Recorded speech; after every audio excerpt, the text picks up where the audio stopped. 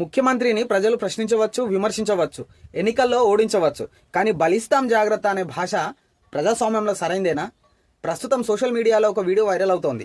ఆ వీడియోలో ఒక యువకుడు తెలంగాణ ముఖ్యమంత్రి రేవంత్ రెడ్డి గారిని ఉద్దేశించి తీవ్ర వ్యాఖ్యలు చేస్తూ జన సైనికులతో పెట్టుకున్నావు, ఫలితం బలిస్తాం జాగ్రత్త అనే తరహా హెచ్చరికలు చేసినట్లు వీడియోలో కనిపిస్తోంది. ఈ వీడియో వైరల్ కావడంతో సోషల్ మీడియాలో పెద్ద చర్చ మొదలైంది. ఇక్కడ అసలు ప్రశ్న ఏమిటంటే, ప్రజాస్వామ్యంలో రాజకీయ విభేదాలు ఉండవచ్చు, ప్రభుత్వ నిర్ణయాలు నచ్చకపోవచ్చు, నాయకులను విమర్శించవచ్చు. కానీ ఒక నాయకుడిని కానీ ఒక వ్యక్తిని కానీ బెదిరించే భాషను మనం సమర్థించాలా? ఈరోజు ఒక పార్టీ కార్యకర్త మరో పార్టీ నాయకుడిని బెదిరిస్తే రేపు అదే సంస్కృతి సామాన్య ప్రజల మధ్యకు వస్తే పరిస్థితి ఎలా ఉంటుంది? ప్రజాస్వామ్యం అంటే శక్తి కాదు, ప్రజాస్వామ్యం అంటే వాదన, ప్రజాస్వామ్యం అంటే హింస అసలే కాదు, ప్రజాస్వామ్యం అంటే ఓటు, ప్రజాస్వామ్యం అంటే బెదిరింపులు అసలే కాదు, ప్రజాస్వామ్యం అంటే ప్రశ్నించే హక్కు. ఏ పార్టీ అయినా, ఏ నాయకుడు అయినా, ఏ కార్యకర్త అయినా చట్టాన్ని, ప్రజాస్వామ్య విలువలను గౌరవించడం అందరి బాధ్యత. నాయకులను గట్టిగా ప్రశ్నించడం సరైందా, లేక జాగ్రత్త బలిస్తామనే భాష సరైందా? మీ అభిప్రాయాన్ని కామెంట్లో తెలియజేయండి.